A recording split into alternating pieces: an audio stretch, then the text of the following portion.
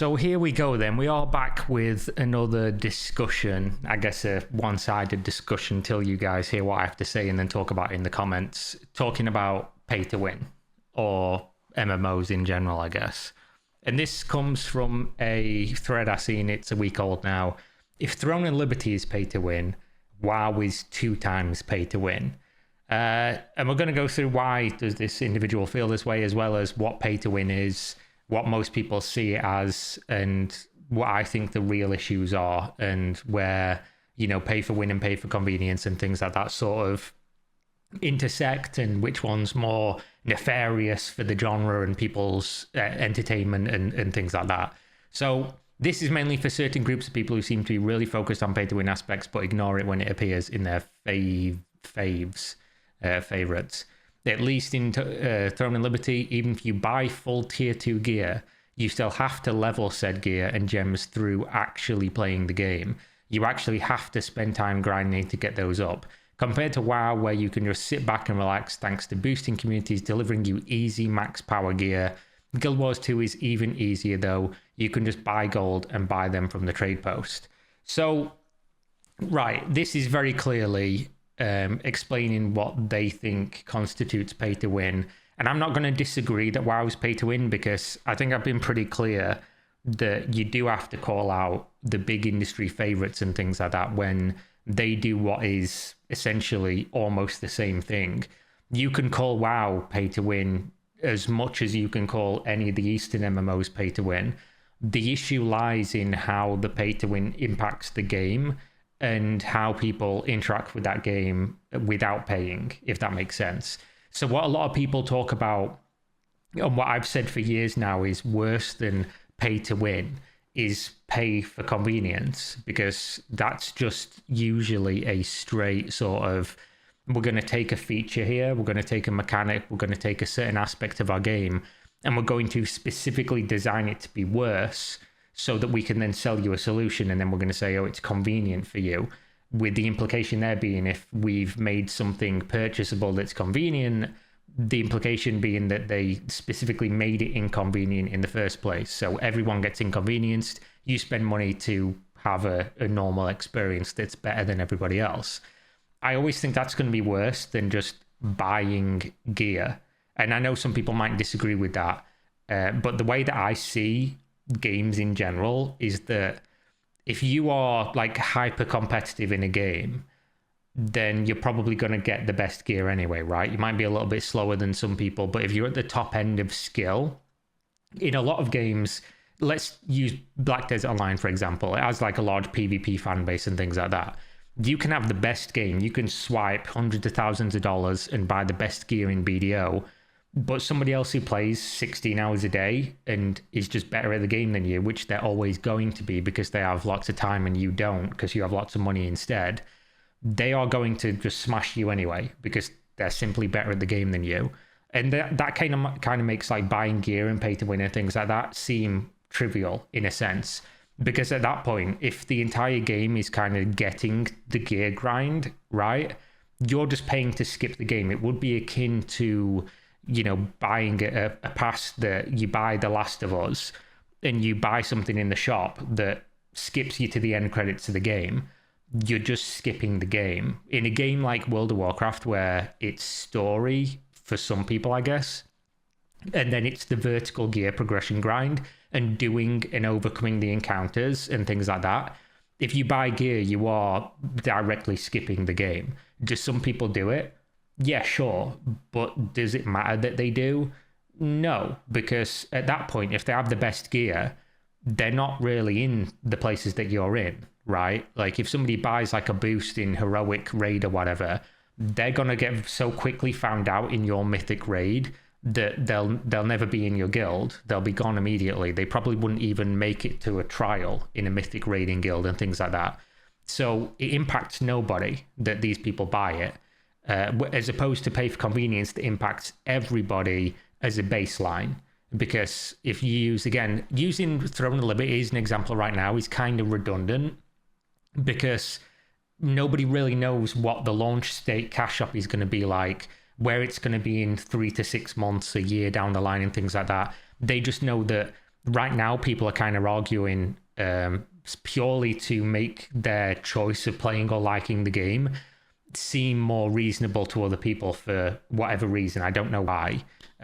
Maybe it's because they just want, there's this thing with MMOs and games in general where people want the one that they play to be very popular and for everyone to agree and whatever else, because then it validates the fact that they enjoy it or whatever. It doesn't make a ton of sense to me. If you're going to enjoy it, like who cares? And a lot of the question and argument and roundabout that you go on with pay to win in general is kind of solved by all of these games are going to be pay to win. That ship has sailed. Like, arguing about it at this point is just kind of a waste of time. Like, oh, my game's less pay to win than your. Who gives a fuck, right? Play what you're going to enjoy. The reason why it's a complete waste is because these things in everybody's brain is so different, and how it impacts their play style and things, that it's not really something you need to talk about other than in what ways is this pay to win, so you can inform people that if they played another game and they didn't enjoy this aspect being locked by inconvenience or paywalled or whatever, they can make an informed decision on whether or not they can enjoy it or not. Simply labeling things in 2024 as that's pay to win, like the whole game with a broad stroke, in a way to be like, oh, don't play it because it's pay to win, you'd basically have to play nothing other than games from 20 years ago. You can find an element of pay to win, especially if you go into like boosting or third-party services and real-world trading and people piloting accounts and things. You're always going to find something. So if you can enjoy the game anyway, it's just kind of pointless to do so, is where I've landed on it. The only reason I ever talk about pay to win nowadays is from like a consumer perspective. What can inform people so they can make their own decisions. When it comes to topics like this, like, oh, WoW's doubly pay to win as this game that's not even released yet from a Korean studio, it's just kind of like you're looking in the wrong place for this argument and these issues in general, because the way that WoW's pay to win doesn't impact most of the other players that are playing the game, because the way that you get the gear in the first place is by doing the content that is the literal content of the game to play in the first place. Whereas with a lot of Eastern MMOs, they're locked behind like crazy low RNG content that's gated by PvP, like that only the biggest guilds can do, like world bosses being camped and things like that.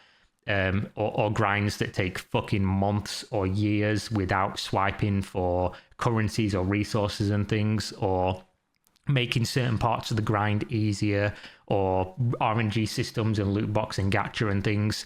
Those are things that limit your progression within a game like that is basically you're competing against everyone in a PvP game. If you're not at the front and you're not insanely skilled to the point where the sort of like soft cap of gear can overcome what the hard cap becomes, or what the swipers and the big whales get to, it really does impact the game. And then obviously there's inventory slots and all these convenience mechanics that make everything way easier, that again, I think people buying gear and buying WoW tokens and whatever it's going to be in the game, bonds, stuff like that, where you could then buy gear with, is way less harmful, in my opinion, to the average person's playable experience, depending, of course, on some factors like what kind of game is it and things like that. So I do think it's really unhelpful, and I do think it's kind of like a weird conversation to be constantly having of my game's less pay to win or your game's more pay to win.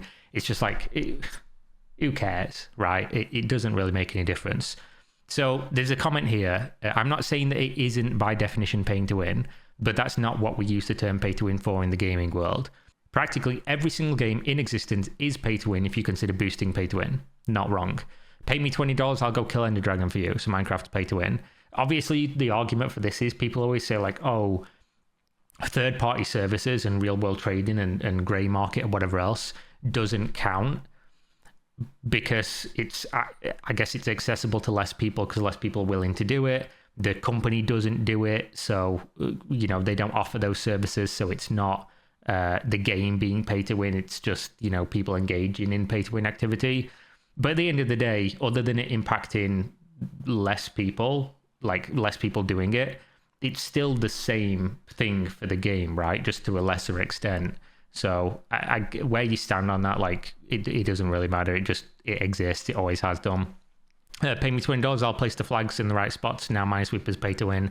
Pay me $20, I'll give you that horse surgery. Now Barbie Veterinarian Adventure on the Game Boy is pay to win. I can guarantee that Throne and Liberty will have the exact same boosting involved unless it's a completely dead game, so your caveat that it's better doesn't apply. This is true. Like, the fact I don't like WoW boosting that exists, it doesn't really impact me other than like the group finder and stuff when they were allowed to list in that, and the trade chat is just fucking unusable in the game because everybody's just a boosting service. Like, all the best guilds are boosting constantly. If you join one of the good guilds, you're expected to, after progression's done, to log in to boost people to make gold for the guild for the next mythic rush. I hate that shit. I think it shouldn't be in the game. But at the end of the day, if you're just playing like with a guild and nobody in there is getting boosted for gear, and even if they are, they're just making it, you know, slightly easier for your guild, and then they'll not need any of the gear, it just kind of, it doesn't impact your gameplay, which again is going to be the difference between a lot of like Eastern pay to win versus Western pay to win. In one of them, yeah, you can buy all the gear, but you've literally just bought your way to the game being finished. There's nothing you can do now. It's not giving you an advantage meaningfully in PvP. A lot of that's like kind of normalized and flattened now. Plus you'll get absolutely fucking curb stomped by somebody who's good at the game that's in similar or worse gear than you. Because again, a lot of this stuff comes down to, even if everything was equal, you could have no pay to win in an MMO, right? But the guy who would play the game for 12 hours a day while you're at your day job will absolutely fucking wreck you 99 times out of 100. For 99.9% of the population, pay to win is irrelevant when it comes to other people having power, because they would probably be better than you anyway, because you're just a normal guy that goes to a job. If you're like the top 0.1% and you're like, the games that you play, you get to the upper echelon of everything in the ranked ladders and things, then you probably don't care about this anyway, because you probably put in the time and the hours to grind, and your skill makes up for the little differences. But if you're just like everyday man Joe who comes home to his wife and kids and plays a couple hours on an MMO or whatever, or just the average guy in general that splits their time between a partner, all the media, you know, friends, things like that, crazy things for MMO players to understand. I'm joking. Then this shit, it seems like it matters in your brain, and you might think it really matters to you, but the chances are is that it really doesn't.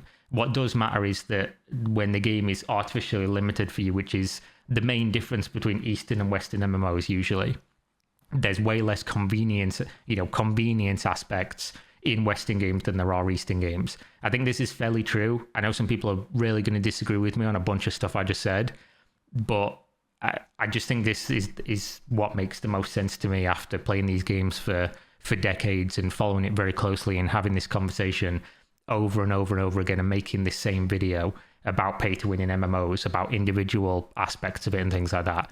It's almost always a waste of time to focus in on individual games and what they're doing, especially so when the game's not even released yet. You're talking about Throne and Liberty, the game's not out. The game is a failed experiment currently in Korea. The game's like virtually on life support. I mean, let me just double check that before I commit to it, because maybe it's like had a huge resurgence.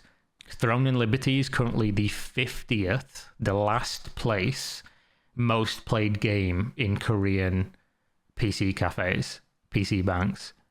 It's behind Palworld, Lineage 2 Mobile, Sword, I don't even know what that is, Sword of Cavalleria, Maple Story World, Roblox, Land of the Wind, Genshin Impact, Odin, Valhalla Rising, Diablo 3. Diablo 3 has more players. Blade and Soul, GTA 5, like, the game isn't doing well over there. There's obviously like new launch patch coming out for our version. There's obviously chances that they westernize the game, which is the big cope people are saying now, that, you know, they've given up on the Korean devs have given up on Korea. They're just throwing that money away apparently and abandoning the server. And I've heard this like a million times with Eastern games that have failed over there and then came over here. There's a chance that for whatever random reason, Throne and Liberty just like attracts a Western audience that they didn't design for specifically. But what we have to remember is that it's a game that has all the hallmarks of the other games that are released in that region. and it's foundationally built from that. So they can make the combat better, they can make X, Y, and Z better, they can make progression easier and things like that.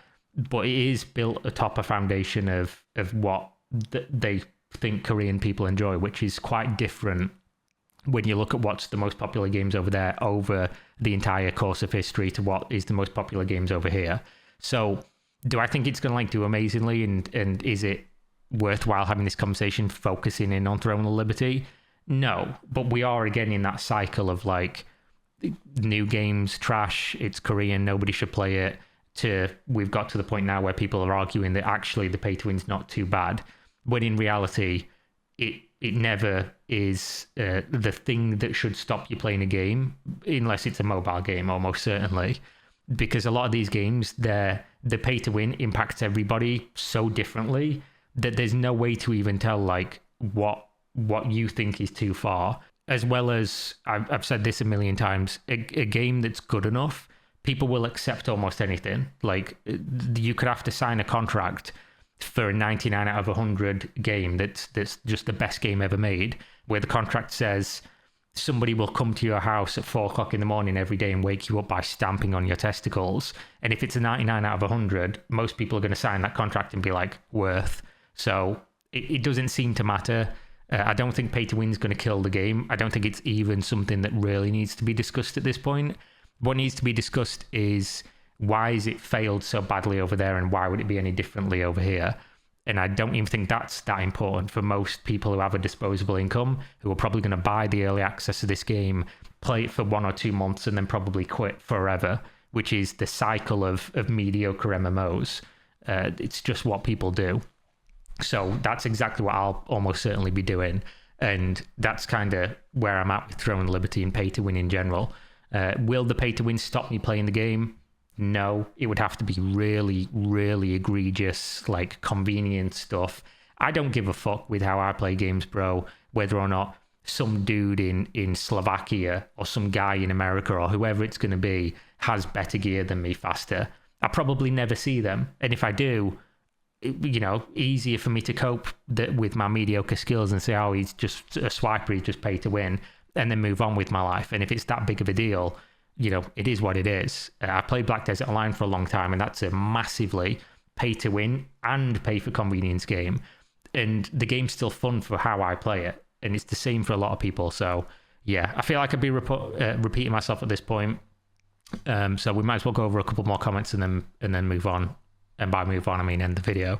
If we both started WoW tomorrow and I bought an instant boost to level 70 along with 2 tokens that allow me to buy some of the best crafted and BOE items, I would be raid ready while you were still in Elwyn Forest. This is true. This is inarguably true. This is how modern retail WoW works. But it doesn't really matter, because the other person could be level 70 in like 3 hours from starting the game. And those like BOE items and crafted there's like 1 or 2 slots you can do without doing another big grind, at least if it's the same as Dragonflight, and depending on where the patch cycle is as well. And there's like 1, maybe 2 BOE items that are worth it, but you'd go into a raid and get kicked out because you'd be dog shit at your class and your spec.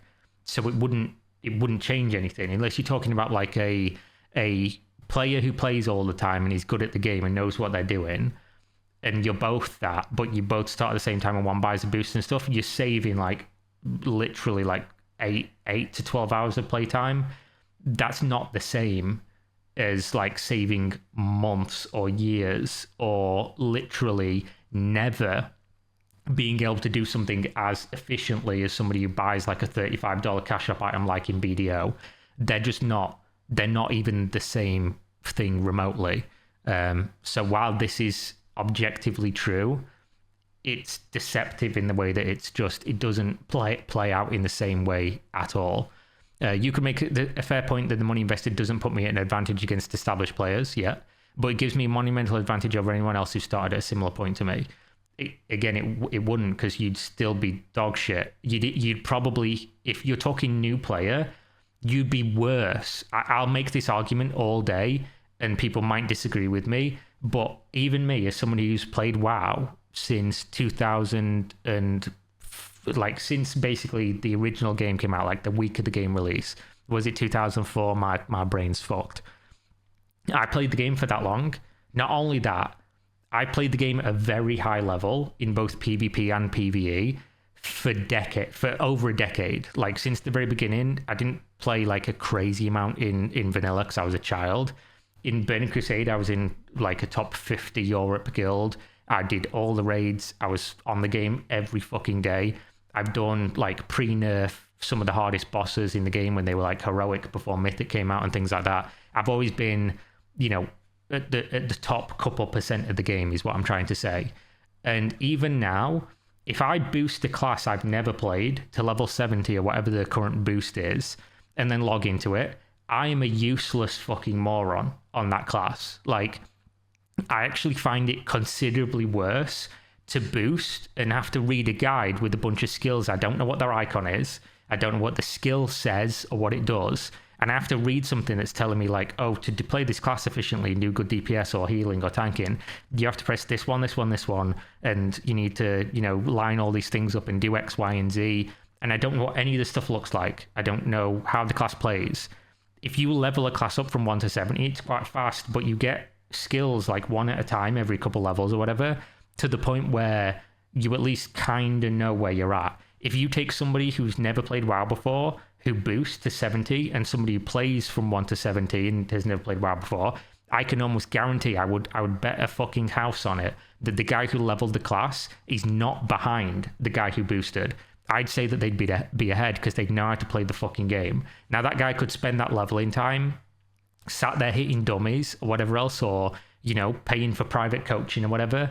I'd still say for the vast majority of people, the person with the hands-on experience of leveling and getting things individually at a time and knowing how they work and things like that and setting them up on their hotbars and whatever is probably going to do better than the guy that boosted. Maybe I'm wrong. I just know that for me, I played most of the classes, at least now at this point, but in Dragonflight, I did buy some character boosts and it took fucking days to figure out what was going on. And that's as somebody who's played the game for a very long time. So make of that what you will. He then goes on to say he's paying money to circumvent a grind, which is the very definition of pay to win. Yeah, it's just the grind in retail WoW is so minuscule. It's kind of hard to like take it seriously, but objectively that is true. You are paying to skip a grind, but you also are paying to skip knowing how to play the game. And the grind is literally right now. It's and I'm using the word literally a lot. It is literally a couple of hours to get to level cap. To me, whether it's buying levels or buying gear, they're both damaging to the product and wish it didn't exist. True. And this is, yeah, exactly. That's where most people are on it. It's just like getting in the weeds aside from that. It is the same, technically, and it is damaging to the product, but there's varying degrees of damaging to the product, and there's vastly varying degrees of damaging to you, the player. But that is also going to vary player to player, right? Because some people, you could show somebody a game where it says, click here to spend $5.99 and buy Bastard Sword of the Ass Smasher, and this sword one-shots everybody in the game, and they'd say, that's not pay to win. If you could earn that sword from playing the game for 10,000 hours, people would still say, oh, but you could earn it in-game. Like, it just is what it is. It's a spectrum, as with most people on the MMORPG subreddit. Yeah, they're right themselves. Agreed. But within a few days, I'd have caught up. Yes. You also got to look at the way WoW's designed. You cannot buy BOEs before the raid's out. Yeah. You cannot buy crafted items before crafters have leveled up those skills and gatherers have acquired the materials and put them for sale. You cannot buy a level boost for endgame until the expansion story is complete. If you're not playing at the start of an expansion, then everything you do is catching up. Yeah, it's just very, very quickly. Like, retail WoW is designed to be played in very short bursts. Like, the content is so easy to catch up on. You do it in a couple of days. Other than the actual difficult content, which again, there's no buying of boosts that will make you be able to do that and do it well. You either can or you can't, and the gear just amplifies your damage numbers. You will still wipe people on normal raids, definitely on heroic raids, and with 100% certainty on mythic raids, and the same with like mythic plus dungeons at high key levels, and you'll be a useless fucking moron in PvP, regardless of what gear you buy.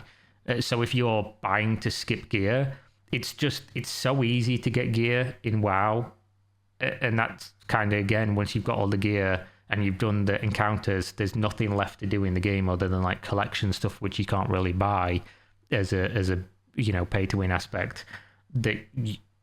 It's not the same with how people play the game, but it is objectively pay to win. It just, again, things impact games and people very, very differently. And the design of WoW is definitely less like offensively pay to win as Eastern games typically are. People who are catching up are not winning, they are already losing and just losing less. WoW is definitely designed so that if you want to be close to that winning bracket by any measure, then you raid once a week from the moment that raid launches and play a lot of Mythic Plus every week from the moment that launches.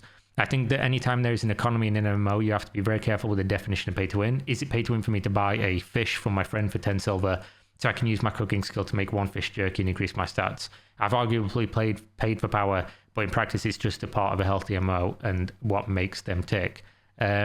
If you were buying the gold to do that, then yeah, people would say that is, I'd be comfortable saying that's objectively pay to win.